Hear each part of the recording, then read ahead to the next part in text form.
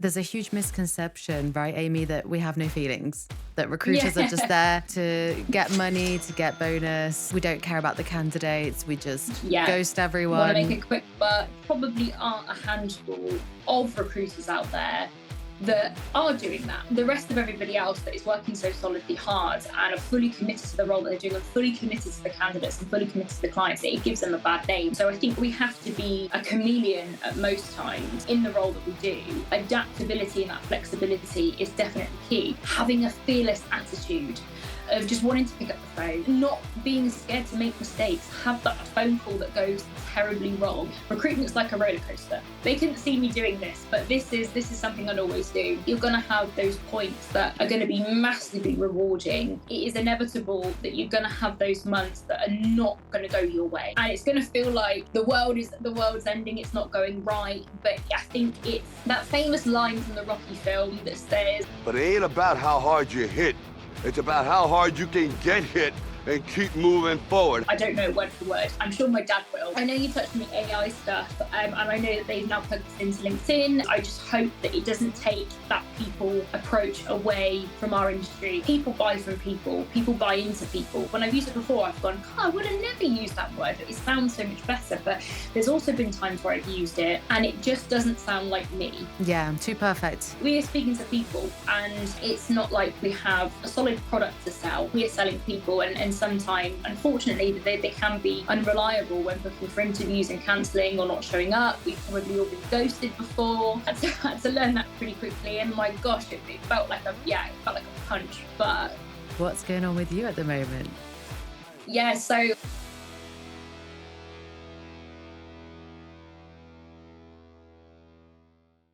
This episode is really special to me because Amy here is the lady who introduced me to recruitment so many years ago. You influenced me into the industry. yes, So thank you yes. for that.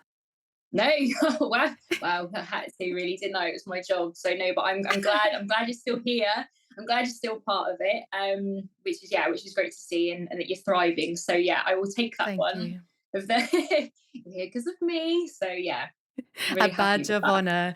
But Yeah, Amy, you also transitioned, right? You were in customer service before, yeah, and then you transitioned to recruitment 6, 7 years ago.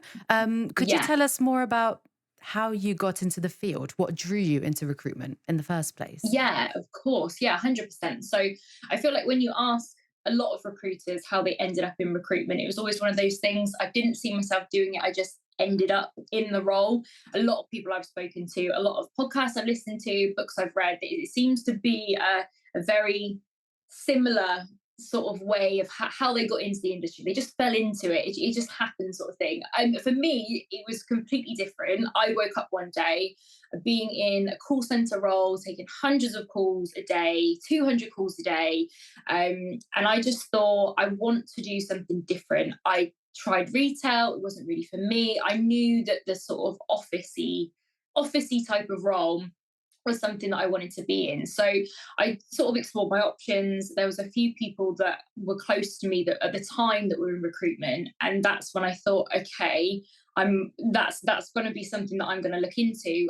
Putting your CV online, having so many recruitment agencies in the local market that were constantly calling me about sales roles and customer service roles, and one of them did actually say, "Have you ever considered doing recruitment before?" And I said, funnily enough, probably in the same week, I'd had the same thought. So I thought, yeah, I think that's definitely something that I'm going to look into. I'd had some good feedback around how I used to speak to people on the phone, how I communicate, my phone manner, the chattiness that would come with it. So I feel like there was a few things there that ticked a few boxes as to what would possibly and hopefully make me good at it. So yeah, I explored my options from there. For me, I think the main thing, and one thing that I saw quite frequently, was the progression, and that was the one thing that stood out. So the role that I was in a customer service role, the glass ceiling was inevitable. I was just there to be a customer service agent, or whatever they call it these days. And I knew that that was kind of it. And I did enjoy it. It was my first phone based role. I'd never done anything on the phone before, but I enjoyed it. And I knew that there wasn't really going to be anything after that, I'd probably just have to sit and do this role for a long time. So knowing that there was opportunity to go into a recruitment role, and at this point, I was looking at a 360 role. So your typical 360 recruitment sales consultant doing the resourcing and the BD side of things. That's what I was originally looking at. But knowing that there would be an entry point and it would be a long way down the line until there would possibly be a finish point, that's the main thing that stood out. So I thought, I'm going to explore this more. I'm going to have a few conversations with people in the industry, with local businesses in Swindon. I had a few interviews with some sort of high street agencies to see how I'd get on. And then I ended up moving into an internal recruitment role for the business that I work for doing sales. Yeah. So that's how the journey kind of started. But yeah, mainly for me, I think it was just that progression straight Yeah. off the bat. I didn't really know how the commission works. I didn't understand how I could earn more. I didn't even fully understand the role at this point. Yeah. But for me, it was knowing that there was trainee recruiters, senior recruiters, principal recruiters, business managers, account managers, partnerships recruiters. So I knew that it wouldn't be a long period of time in that one seat. I knew there was opportunity to do more. And even though I didn't really understand much else, I think that was the main thing that stood out and the main thing that pushed me to get into it, as well as speaking to people and understanding that they get on really well and what they're being able to achieve. At that point, I kind of thought, right, this is what I want to do next. Even though in theory, it wasn't what I did next, but that my mind was made up. My mind was sort of set on that opportunity. I didn't want to do anything else.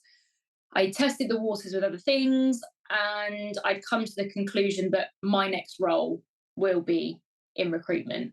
And Yeah. luckily it was. So yeah, mine didn't change from that point. Amazing. And what's really interesting about what you just said, you went from customer service on the phone all the time. That gives you confidence. That's a transferable Yep, skill to get to recruitment. But you wanted to absolutely. jump into 360 straight away. And normally people want to be sourcers, be in the background, talking to Yeah. candidates first. What attracted you about the 360 entire recruitment cycle position? Do you know, I think it was the sales. And I hadn't done it before. And the only reason why that come about is because when I used to work in my customer service role, there was a few sales businesses in there. So we was like in a massive call center, and there would be inbound call centers, loads of different campaigns for different businesses. And often the sales team would sort of come and sit next to me and they'd listen to my phone calls, and there was conversations about them trying to poach me. And I thought, well, I haven't really done sales before. Could I be good at it? Would I be good at it? I don't know. So I think having the role with both sides, and again, even at this point, I understood that the role would be looking for candidates, but I didn't really understand how, other than the likes of Indeed and CV Library. I didn't understand that process. But with both sides and having the opportunity to speak to candidates and speak to clients and having that client base and building that client base is probably would say would be the reason why the 360 first popped up. And I'll be honest, at the time, when I was looking for recruitment consultant roles, they were all mainly 360 opportunities. So within the high street businesses that we have here in Swindon and other more sort of specialist agencies, they weren't only hiring for 360 positions. Yeah. It was only really when I got into the role that I'm doing now is that I understood that you could simply do a 180 role. In my mind at the time, it was every consultant is a 360 consultant. Then obviously I began to learn that companies have got their own internal recruiters, and you've got talent acquisition and talent partners and all that come afterwards. So Yeah. at this point, I'm sort of really junior to the whole world of recruitment. I've decided, I've set my whole life on that I want to do this, but I don't really know much about it. But I would say it was the potential to have that candidate side and have that sales side. And even though I hadn't done sales before, there was just something in me that just thought, yeah, I can do that. Maybe I'll just give it a try and see how I get on. So yeah, originally the plan was, it was a 360 role, and that's what I thought I would be doing. Yeah. So, with this in mind, because we skipped the introduction, let's just Yeah, reverse and go back. Who is yeah. Amy Futcher, then, what made you the person that you are today? Apart from the recruitment background and Yeah, the 360 role, and we will talk about your future plans in a minute. But yeah. what made you who you are today? Do you know, I think it's probably been a lot of influence from family more than anything. I think I've had some good figures in my sort of family. Yeah, good figures in my family. So they've always worked really hard. They've come from a competitive background. Someone in my family works in a fantastic sales role for a fantastic business. My dad does something completely different, but they were always very business focused, business minded, business headed. And I think a lot of it probably come from my upbringing as well. I mean, when I was younger, my dad would sit me down and we would do interviews. We would do pretend interviews. So we wouldn't be on the Nintendo Wii or whatever it was that I used to play with back in the day. We would pretend to do interviews, and it's all those types of things that I think built me up to where I am now. And as soon as I got to probably about 14, 15, my dad showed me how to write a CV. He told me what it needed to look like, and he wanted Wow. me to go away and do a CV and say, because when you get to the point where you're going to be looking for something part time, this this is what you need to know. And it was things that you don't get taught at school. So I think there's been a lot of influence from people in my family. I think through my upbringing of being young and entering sort of teenage years, there's a lot of stuff that I feel like my dad taught me that I wouldn't have ever learned at school. They still don't teach stuff at school around looking for jobs and CV writing and interview tips. And sometimes they'll have people do in and do mock interviews when you're more at the older year of sort of senior school and things like that. But it was all this stuff that I would have never got anywhere else unless he had showed me or taught me or told me about it. So I think that's been a massive impact. They're big personalities as well. So I think I do get a lot of that energetic and enthusiasm and that passionate, but seeing them be part of, well, be a part of some businesses that they work for now that they're really passionate about, it's kind of, I have to work for a business that I'm passionate about. Otherwise, you're not going to get the true version of me or the real version of me. There has to be that element of commitment there. And feel like it's my own business really, and that's kind of a Yeah. mindset that I kind of have to really be that person that brings the ideas and can sell the business and the opportunity. So seeing them in those organizations that they're massively passionate about and almost operate like it's their own business, I think definitely drip fed through to where I had to be next or what I had to be next, or the involvement of picking the business that I wanted to be a part of. So I think that definitely had a bit of an impact as well. So yeah, there's obviously a lot that I've learned along the way with like past mentors and managers and directors, and there's a lot that I've absorbed from previous people that I've worked with that I definitely think have a part to play in who I am and how I conduct myself and things like that. But I think it does come down to those early days of having sort of that parent figure run through those types of things with me that I would do with my kids Yeah. in, I guess, however long that will be. But I feel like that has been definitely a pivotal part, 100%. It's such a different story. I mean, other recruiters I talk to don't have that background where their parents Yeah, almost encouraged them and directed them unintentionally into the HR and yeah, recruitment business. For people who normally start in recruitment, they do start at agencies like me and you did, for example. yeah. Um, Women in sales. This is a big topic. I see that from your background with your mother and your father as well, kind of guiding you into the recruitment industry. They built you up, they built the confidence up with you to Yeah. be able to communicate with other people. I see you're super energetic. I've known you for many years. You're a very successful recruiter, but you've been in agencies for your whole career, right? So far? Yeah, I would say so. So other than my 4 month, I'd say, stint into recruitment, it was more of an internal role. So that was basically hiring people for the job that I had just done. So yeah, that was sort of where I started off, and then moving into agency, I guess, yeah, agency style recruitment for, well, yeah, six years now. Small break in between, but yeah, it was 6 years. So always in that sort of agency environment, agency style consultant. So yeah, I would say so. So, for women who are listening to this and trying to find their voice, trying to find their niche in an agency, getting started out in the recruitment industry, um, what kind of advice do you have for them? Because, for example, I remember when I started, when we had our first interview many years ago, and you intrigued me into the recruitment Yeah, industry and kickstarted my entire career. So, yeah, thank you for that. But my first agency job, I was shy. I didn't want to pick up that phone. I was so nervous. And, we are people persons, right? So, what yeah.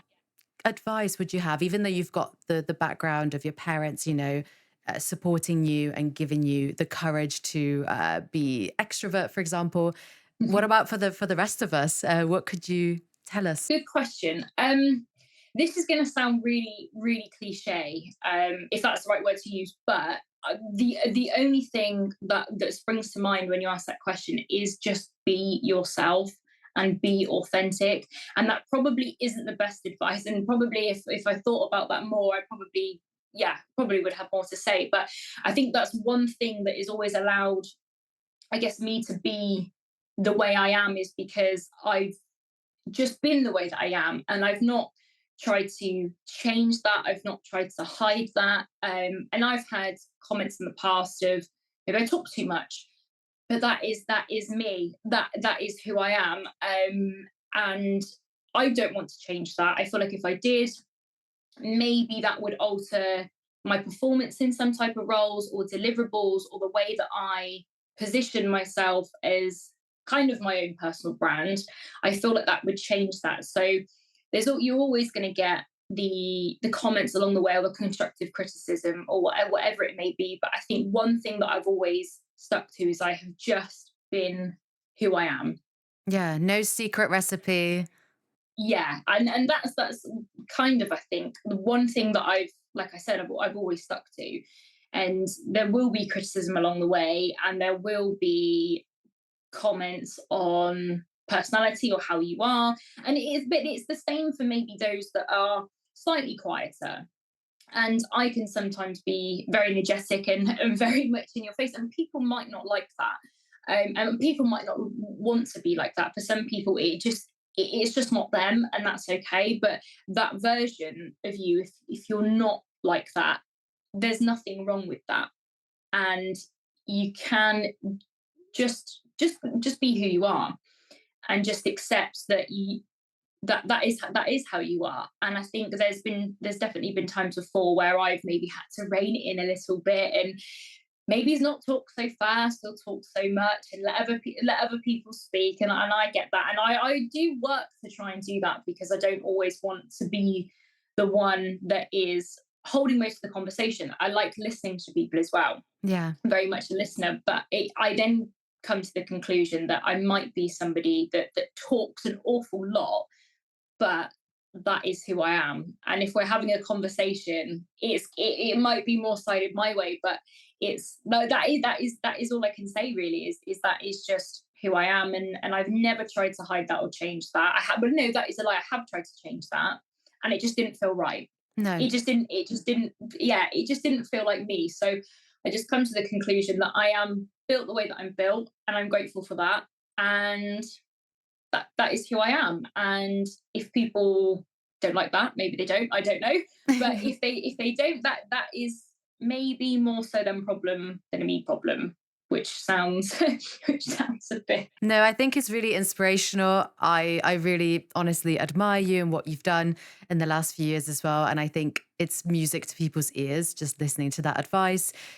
I think for example, when someone approaches you for an interview because they're interested in becoming a junior recruiter, and they tend to be curious. This is why they're drawn to the profession, right? They want to help people get jobs. They want to help the clients find the Yeah, correct person. So there's that curiosity, there's that pleasing other people, like the service, yeah, right? So there's different elements I think people can take from this that will make you shine in your career. You don't have to be bold and loud and salesy and the alpha in the room. That's not what Yeah, recruitment is, even in an agency. It's just exactly. about, like you said, I think listening is the Yeah, number one skill we have. It's not even talking loud or talking over people or yeah, selling ourselves. It's listening, yeah, understanding what other people want absolutely. from Yeah, us. exactly. And it's like when you speak to a candidate, you want them to talk more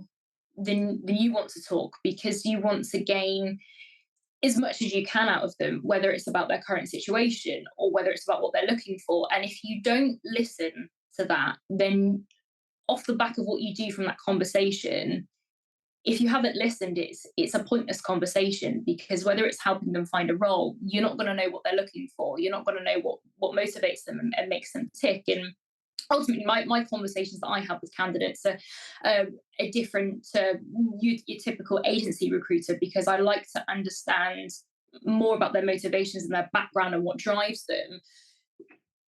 I guess those questions are likely come up when you're having conversations as a 360 consultant, when you're hiring on behalf of clients and partners. But it's really understanding what that candidate is looking for and what they want. And a lot of the time, when I have those conversations, I like really not to say anything. And this is a time where I do be quiet, because I want them to reel off what they're looking for, how they found their previous role, what they didn't like about their previous role, what motivates them, what makes them tick, where they see themselves in 3 to 5 years. So it's nice to sometimes sit back and actually listen. But I also think that is a key part in being a good consultant. And what I look for when finding that junior talent is somebody that will listen to the training, listen to what their candidates are saying, listening to top billers in the office. It's one of those key things that I think will help junior recruiters stand out, but also something that I will particularly look for when trying to go after junior talent massively.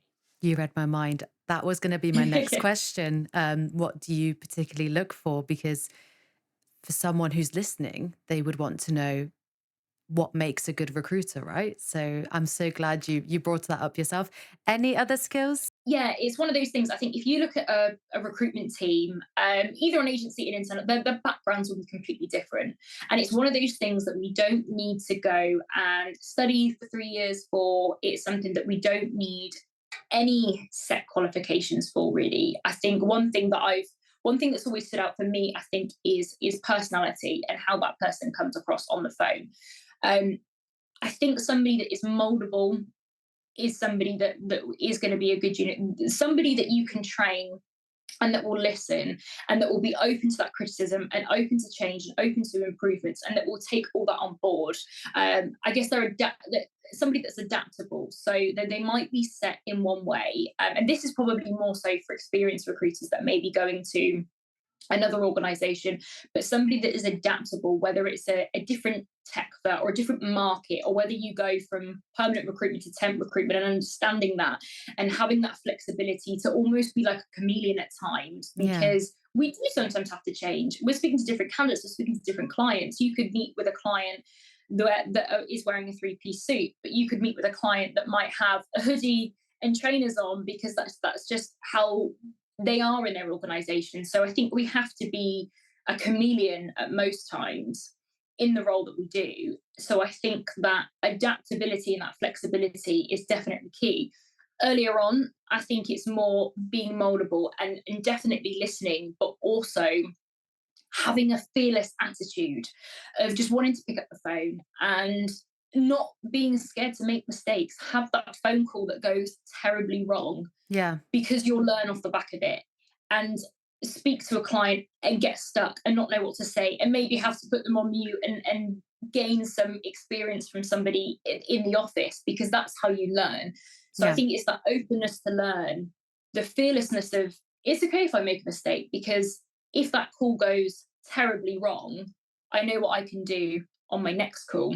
Yeah. So yeah, in short, I'd say the flexibility, the adaptability in that setting, to, like I said, to be a chameleon, but wanting to learn, being able to listen, being moldable, and let somebody train you, let somebody in the business that is maybe the top biller of the team, give you their tips and tricks and take them on board and listen to their calls and mold yourself into not the same profile, but be open to somebody helping you path that career, if that makes sense.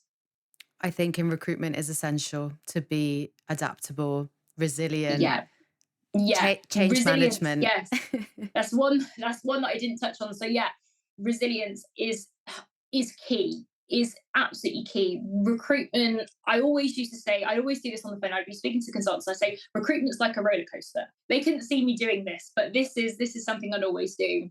I think you're going to have those points that are going to be massively rewarding, whether that's that mark to your next promotion and you've hit that time frame, or whether it's just having a nice chunk of commission to take home because you've placed some fantastic talent into fantastic businesses.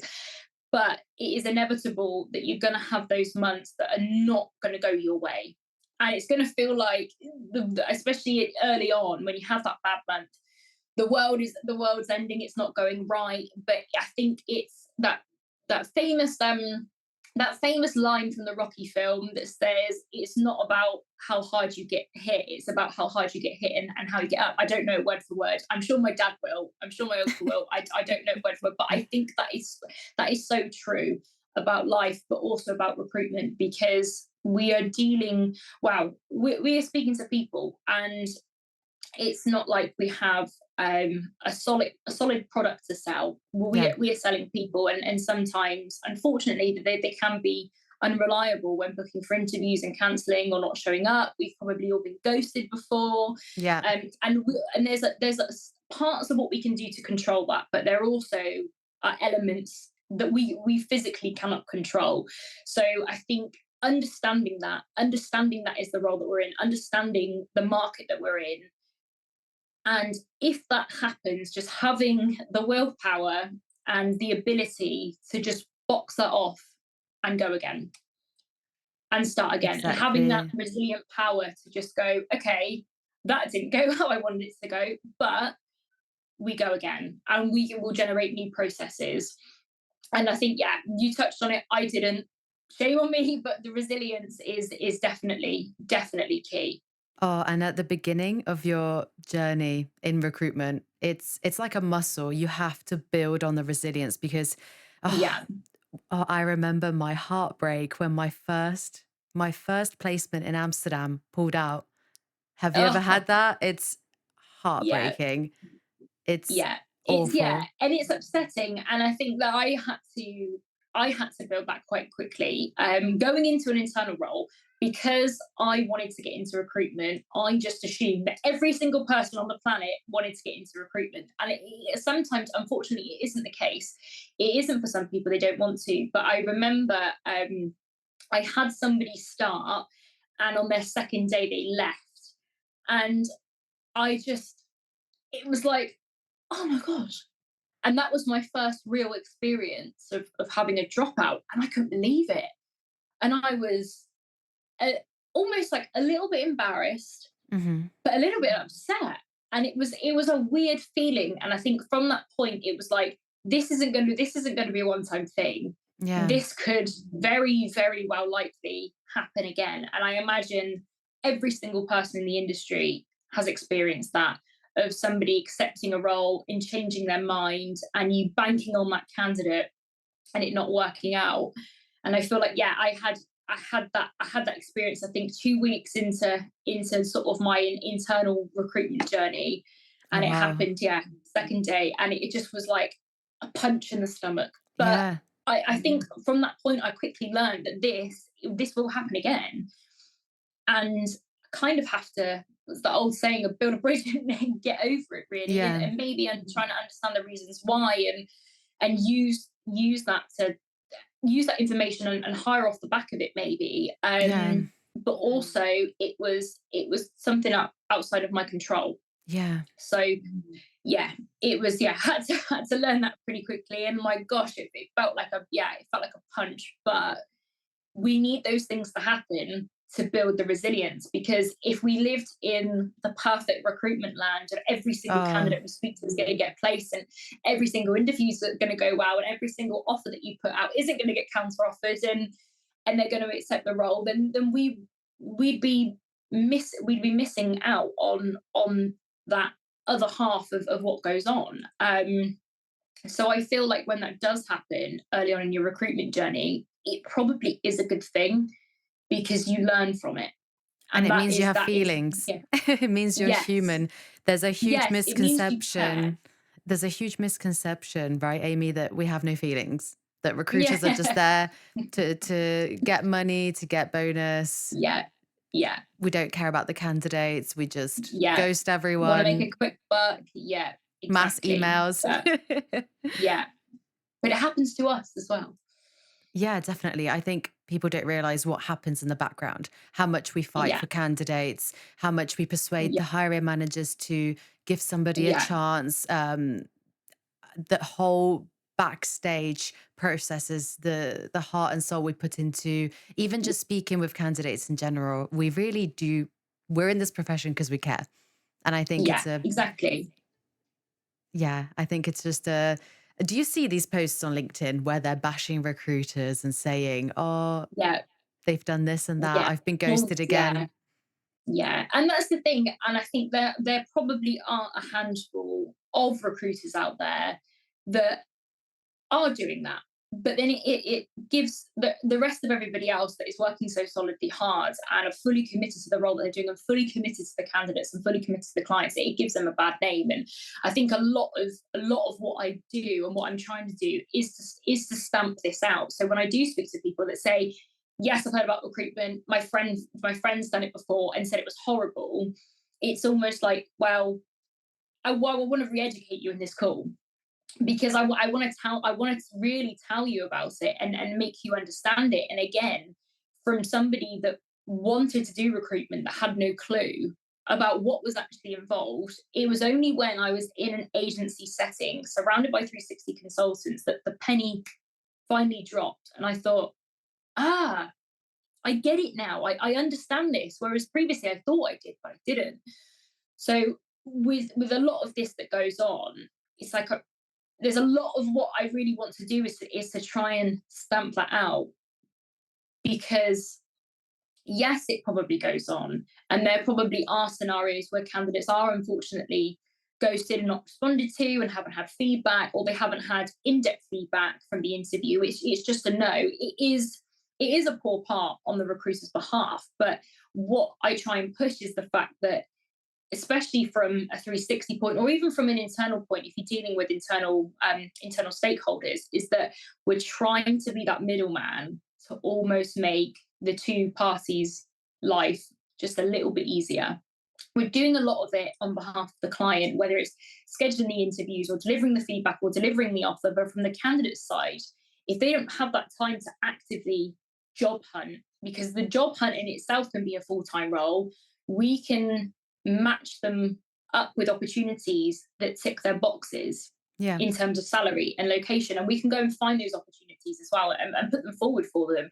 And we can support them with their CV. We can help them with the interview prep. We can support them with handing their notice in. It can be daunting when you go up to an employer and say that you're leaving and how to manage that and how to manage a counter offer and maybe why not to accept a counter offer. So there's all these little pockets of things that go on in between that people probably don't see.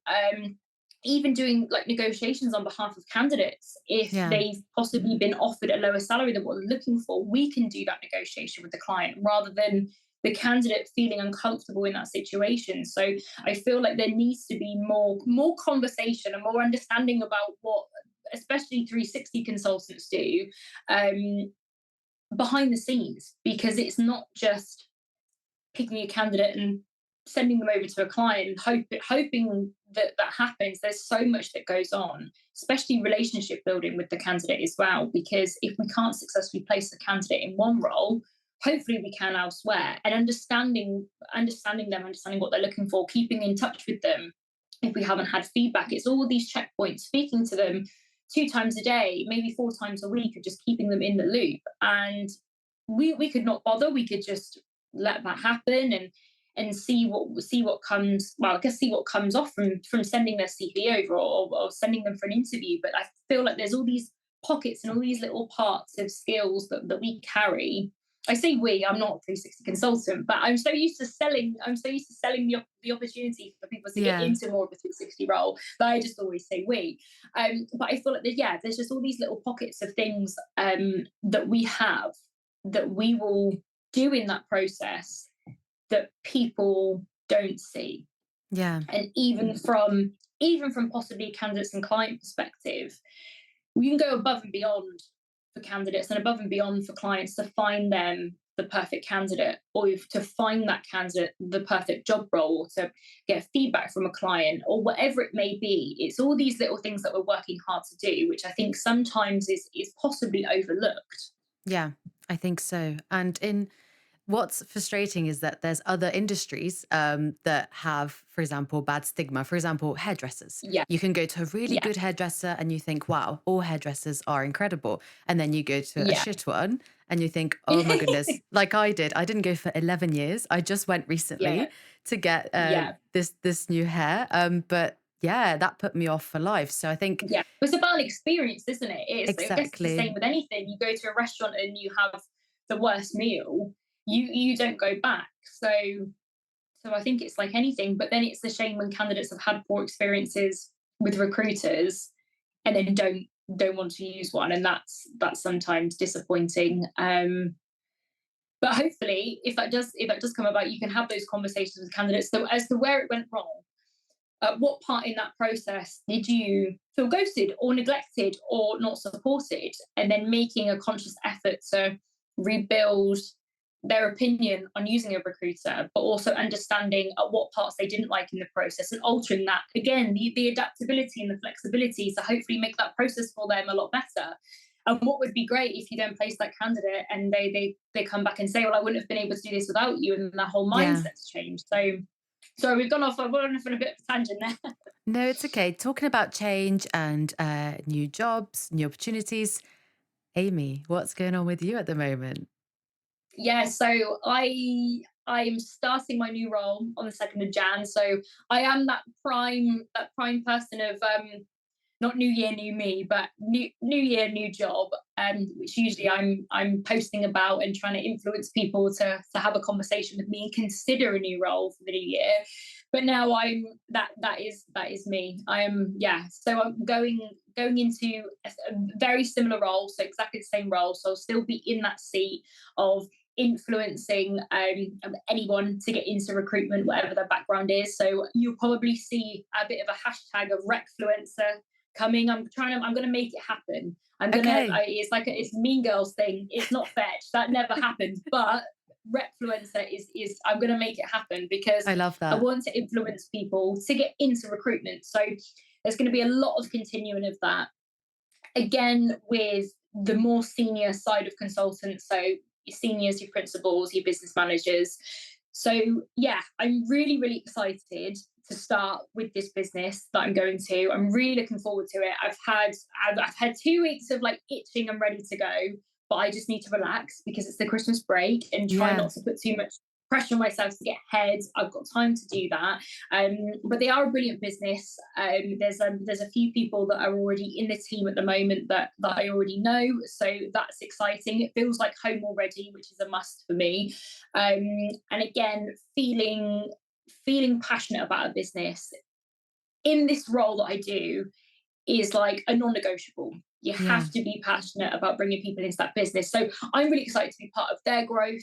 In the office that I'm joining, they've also got 2 other locations that we're going to basically scale, which I'm going to be a huge part of, which I'm really, really excited to do so.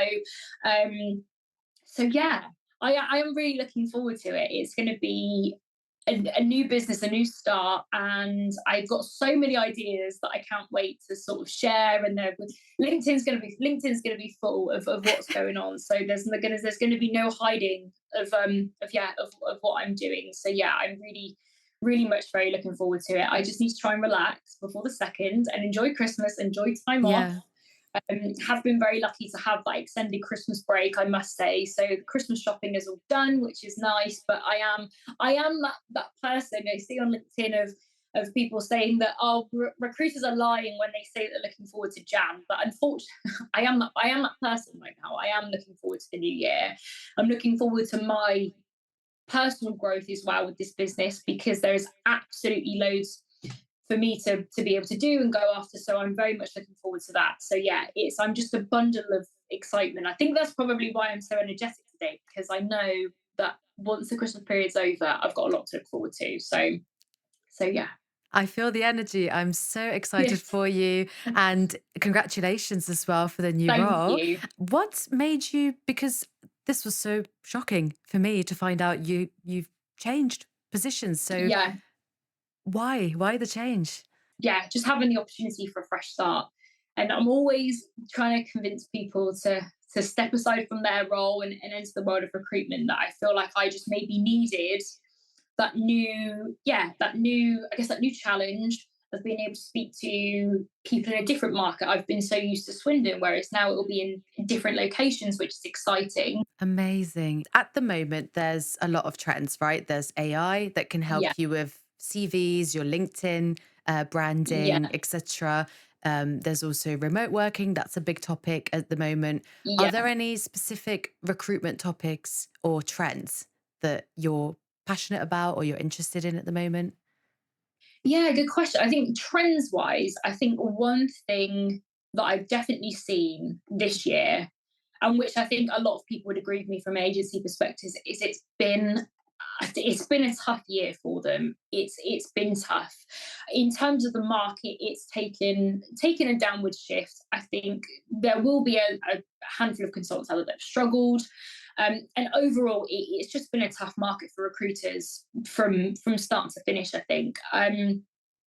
Off the back of that, personally, I think that the time that the recruiters have had over the past sort of few months, or well, probably from 6 months on, I'd say, is the best time to hire trainee consultants, because you're at that, we do the roller coaster again, you're at this bit as not as an individual. I think many people have definitely felt that, I guess, the strength, or I actually need to use a better word than that, they've they've definitely felt that difficulty of the market, the shift of it after COVID, of there kind of being a boom and we're being at this point, and loads of companies hiring and loads of people being able that are on the market. It was just a great time for recruiters, but we've kind of gone the opposite way. So from an agency perspective and a 360 perspective, we were definitely at that lowest point over the past couple of months. But personally, I think that is the best time to hire those trainee recruiters, because you're bringing them into a tough market, which helps build that resilience mindset that we spoke about earlier Yeah. from the get-go. So when this does happen again, I don't know when the market's going to take that shift back up. I don't know how long it will be where we go back down, but with the roller coaster, it's going to happen at some point. I think it helps them build a career in that tough market that will allow them to be more understanding of that point, which will help them build that drive and that resilience. So when things get better again, they've already experienced the tough times. They've already built that bulletproof mindset in those tough times. They're probably working 50%, 100% harder because it's difficult. So if they continue to do those things that they're doing in a tough market, in a rich market, then they're going to fly. So I think everybody's experienced that. I've seen so many posts on LinkedIn from people that are in agencies and business managers, and then they're doing the wrap up for 2023. And I think there is a general opinion that this year has been tough for everyone. I think it's kind of probably been said by a lot of people that are in the agency environment. So for me, I think this is a fantastic time to really ramp up hiring. I appreciate that budgets might be different and things like that, but I think bringing people into this market shift that we're in, I think will just help them understand that if they can build that mindset, and just have that bulletproof plan and Yeah. do that when the market is a lot richer, they will be more successful. And when this happens again, that they've already built that understanding of how they need to push through it. So I think it's a fantastic time to get into recruitment. It has Yeah. been tough, but to understand it and to be a part of it when it's at its toughest point, I think will only do you good, because you will understand that it can get tough sometimes. So yeah, that's one trend, one thing that I'm trying to look at the positive off the back of that. um I know you touched on the AI stuff, and I know that they've now plugged this into LinkedIn, and it will help you generate these messages. I just hope that it doesn't take that people approach away from our industry. I think it is brilliant what it can do, and I've used it several times. But what I do see a lot of is when recruiters are doing posts on LinkedIn, it's very copy and paste Yeah. from those platforms. And I think it completely takes away your understanding of the market and your opinion on the market, and your I guess your knowledge in the field, or the tech vert that you're in, or the vertical, the market that you're in. So I'm seeing a lot of that at the minute. And I think, considering we are in a people focused role, we are in Yeah. the role because we are very people focused and we deal with people every day. People buy from people, people buy into people. So I just hope that this doesn't start taking away that people approach from recruitment, because we've all probably been sent that message that's gone to 100 other people before, and you can tell and you don't reply. So it's whether people can, I think, can see through that they've maybe been sent an automated message. Does that make people want to respond? Does it not want to make people respond? I don't really know. I think it's just a potential element to take that people aspect away. And I Yeah. think it's a fantastic platform. The amount of times I get mind block, I'm trying to write a LinkedIn post and my mind is just, nope, I can't do it. And I will use those platforms prompts, or I will Yes, ask it absolutely. to write me something similar to what I've already written, or kind of use it for like synonyms. Like, I want to use this word, but I don't want to use this word. Give me some other word options for this word, so Yeah, I can try and change it up. Otherwise, I feel like if a lot of my posts might keep using the same sort of repetitive. exactly. Yeah, so I think for those types of things, I think it's great. I just hope it doesn't take away that people element The from humanity. what we do. Yeah, because Exactly. as much as I love LinkedIn, and it's one of the best tools to do my job, to be able to gain the reach of consultants, and not even just experienced consultants, other people. It opens up a complete new network for me. I love connecting with people that are in the industry, or connecting with people that could be good in the industry. Um, it's a fantastic platform. One thing I've always tried to stay away from is typing that message template and sending it to 100 recruiters, only because I know they do the same thing, so they're going to know that I've done the same thing. So it's just, I'm trying to reverse that and make the messages that I send a lot more personable, or personal, whatever is the right word to use. But that's what I try and do. So yeah, I think it's one of those things. I'm not too sure on it at the minute. Yeah, I think you've hit the nail on the head saying it's a prompt. I agree. I use ChatGPT most days, whether it is for Yeah, in-mail prompts. Like you said, our jobs, we're in our heads all the time. We're talking to yeah, people, feels like 24/7, whether it's hiring managers, calling candidates, emailing people. Sometimes our brains are not very yeah. creative when it comes to Just not sending. working. Yeah, and we've all been there, and I think it's a fantastic tool to be able to do that. Or when you feel like you want to get something down, I know what I want to say, but I don't know how to say it. And giving Exactly. it those key indicators to develop something that sounds probably a lot better than what you would have thought of. When I've used it before, I've gone, God, I would have never used that word, but it sounds so much better. But there's also been times where I've used it to do a post, and it just doesn't sound like me. Yeah, too And perfect. I've spoken to the marketing woman that I used to work very close with, and she said it's not you. It doesn't sound like you've put that together.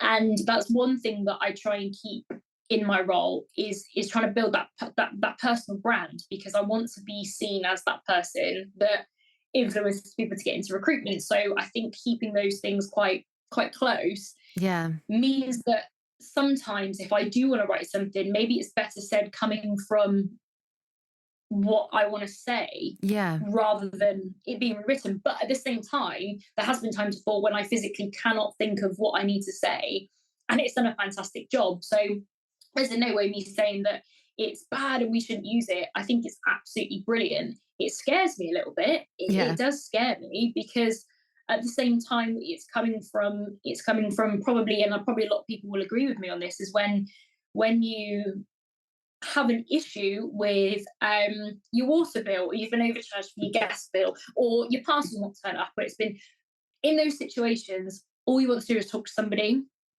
So it's just whether, I don't know. I think it kind of scares me a bit as to how much are we going to go with this. Yeah. I don't know. I'm not too sure. So yeah, it's these things are kind of I don't know. Maybe I'm just getting too in my head of thinking that we're all going to be taken over by robots I soon. was just about to ask you, do you think that like marketing, for example, could be overtaken with AI, or even warehouse positions might be taken over? Do you really think that could happen? I think there are a lot of things that it could take over. I mean, you think in Amazon warehouses, if you've got people packing the items and putting them in a box, that could very much be done by, and no way saying that they're replaceable, but I think there is the possibility out there to have something that can do that. Um, same with other roles, really. Whether it will take over recruitment, I don't think so. It's too human focused. Yeah, exactly. And going back to the point of sending those messages, and it being a people approach, Yeah. and people buy from people, I think that is, I don't know, unless somebody tests it out.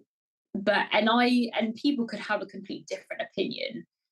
But I think we are in that role that is so people focused, and most recruitment businesses are, hopefully, people are their best asset.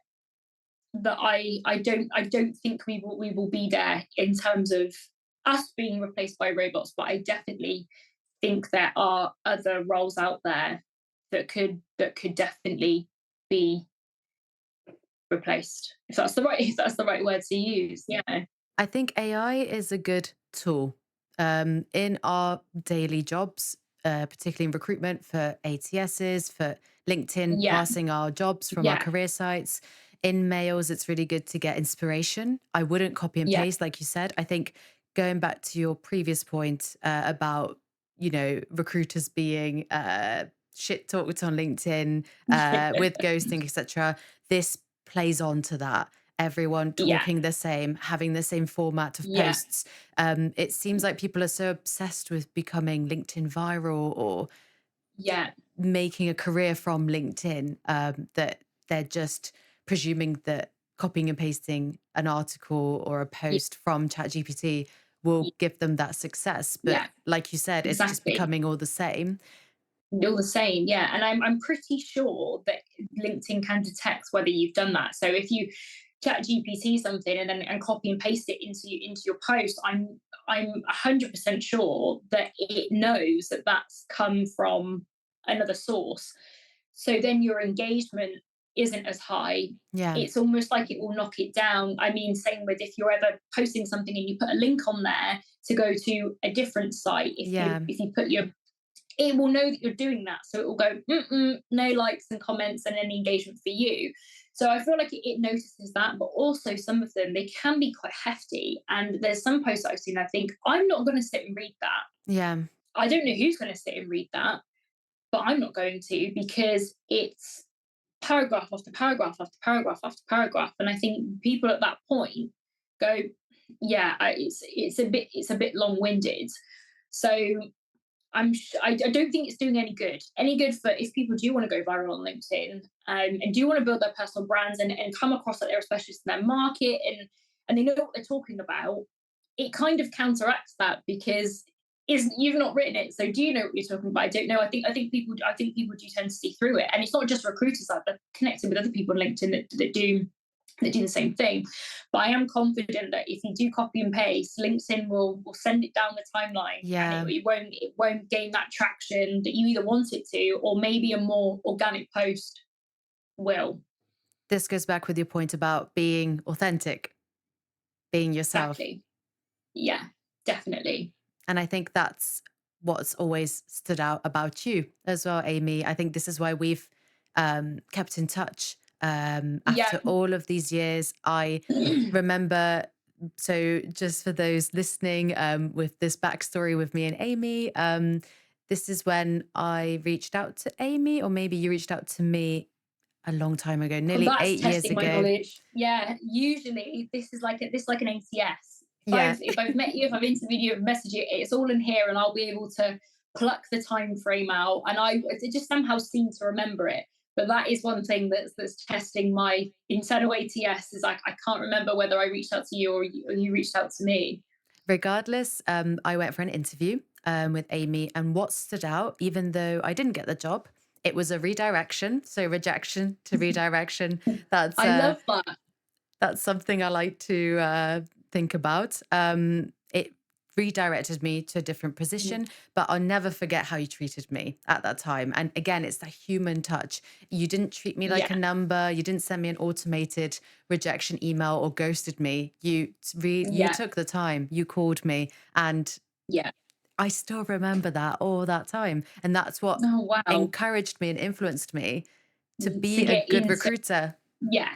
and get into the Oh, industry. no, I love that. Yeah. And that's the thing. And that's one thing that's so important in my role, and the role that I do is, and I imagine for every other recruiter as well, but is that candidate experience. And the difference is of being a 360 consultant, unless you're bringing candidates in to register with you, so most of the time, if you're dealing with clients and candidates that are up in Manchester, and you live in Bristol, you're probably not going to get to meet them. So all of your conversations are going to be over the phone, they're going to be over email, text, WhatsApp, LinkedIn, however they prefer, but you're never really going to be able to meet those candidates. Whereas everyone that I speak to, I get to meet.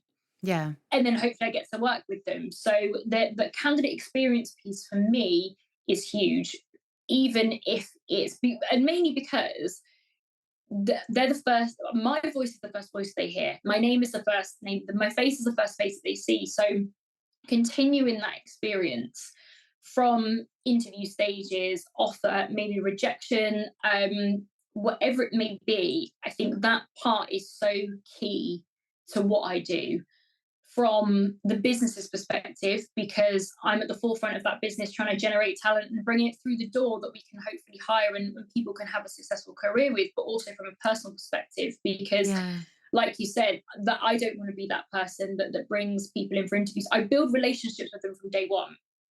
We're on the phone. My phone calls probably, as you can tell, probably go on for an hour and a half, 2 hours, especially when I'm really trying to get to know them.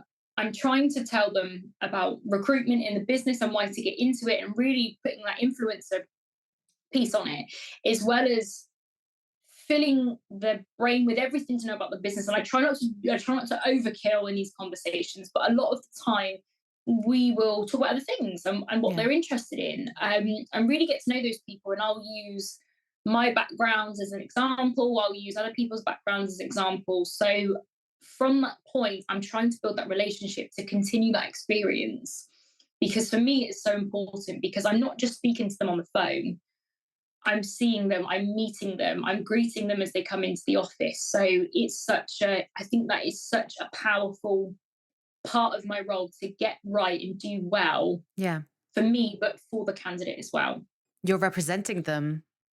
Yeah, especially for that. If there is, I hate saying negative feedback. I don't like saying negative feedback. It's either sort of positive feedback or feedback, because I never want, if there is any particular reason why we may have not hired anybody, it's trying to make sure that the parts of what the feedback have been are constructive rather than negative. So hopefully it's then, well, and I say this to a lot of people really. I always say, if things haven't been successful, is there anything else that I can do for you? So if it is pulling apart that feedback from that interview and giving you some pointers, or maybe having a look at your CV. But I always try and offer those additional kind of services to Yeah. support, because I feel like they're almost like a friend, because I've spoken to them and then we've booked an interview and I've met them and they've come in and I've seen them out and we've caught up and they've come in again and we've done this process. So I feel like sometimes we're almost like I've made friends with people that have come in. So I will then additionally offer that support. So if it comes to having another interview, or maybe even referring them to another business, because it probably isn't then my job to do so, but I feel like I want to help them find something. And if they still want to get into recruitment, especially if maybe the location is not right, if they've done the travel from maybe close to Reading or close to Bristol, and the Swindon drive isn't for them, it's not going to be doable for both parties, but they really want to get into recruitment. Like I say, well, I've got a fantastic network of consultants in those areas, so I can always get someone to give you a call, Yeah. because I don't want to ever bluntly cut that relationship off, because what Of course. happens if they then 2 years down the line are a fantastic consultant and have just been made redundant and are moving back to Swindon? Hopefully I'd be the first person in mind to get in touch with. So I always try and continue those relationships. A lot of the time it doesn't happen. People don't ever really tend to reach out, but it's one of those things that I will just always kind of put forward if there is any additional support that I can Yeah. give when it comes to interview skills or CV skills, or anything really, anything in that area. If there's anything I can do, it's just nice to be able to say I will support if I can. Don't burn bridges and step up, give extra service. We've got the knowledge Yeah, exactly. Yeah, to give to people. definitely. So you've just given us so much advice to recruiters and to job seekers as well. This Yeah, leads up to my question, Amy. So for people looking for work, it's a tough yeah, market. There's layoffs at the yeah, moment. Just before Christmas, it's awful. People are yeah, trying to stand out as well with AI, yeah, with yeah. generated CVs, etc. What's your one or two or three, however many tips you have? What's your biggest tip for someone to stand out as an applicant or to interview well, something Yeah. like this? Go back to the other point again, be yourself and be authentic. 100%. Are you seeing these AI interviewer things that it will listen to an interview question and it will write the answer for you? We see like people again see through that. So again, be yourself, be authentic. I think if you're looking for an opportunity that you want, or it's for a business that you want to work for, and probably other recruiters have given this advice to candidates multiple times, but tailor your CV to stand out and select those keywords from job descriptions and highlight those in your CV that you've done. Don't put it in there if you've not done it, but try and tailor your CV or your offer letter to that job description or to that business, especially if it's a business that you want to work for, whether it's a global brand or maybe not a global brand, or maybe it's a smaller firm, smaller business. But try and, if they're looking for somebody that has done X, Y, and Z, and you have done X, Y, and Z, but it may not really be on your CV because you might not think it's important, get it on there, reuse it, keep using those keywords, because especially recruiters will research for CVs and keywords. So the more time those words are on your CV, the more likelihood of you coming up on a search for us to be able to contact you. You're going to be up higher on the ranks of those searches. So definitely tailor your CV to fit with that application and that job role that you're looking for. Definitely be yourself, be authentic. If I was a recruiter wanting to find opportunities, or if I was a candidate in general trying to apply for a position you have, what's the best way to contact you?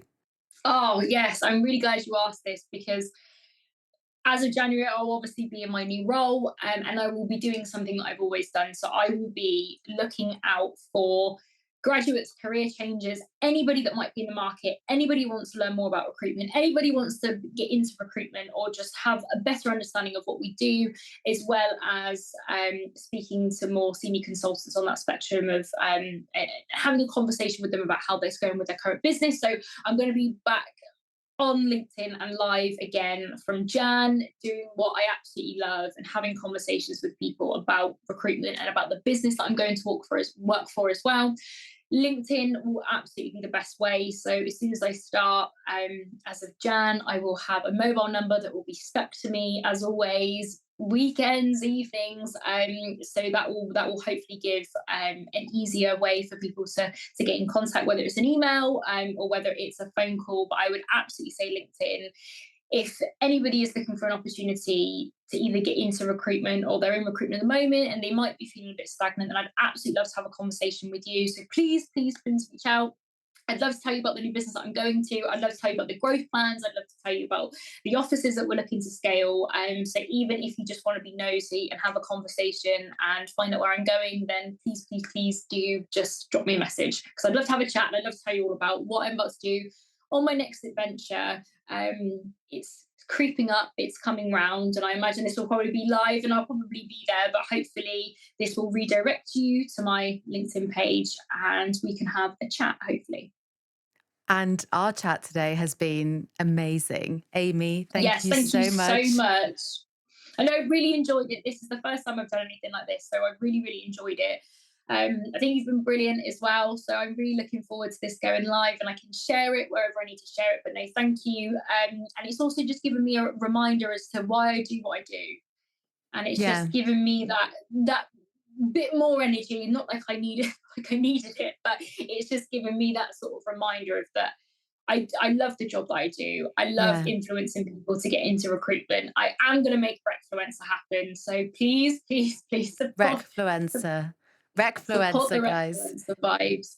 But yeah, no, it's been absolutely amazing. And thank you so much for having me. No worries.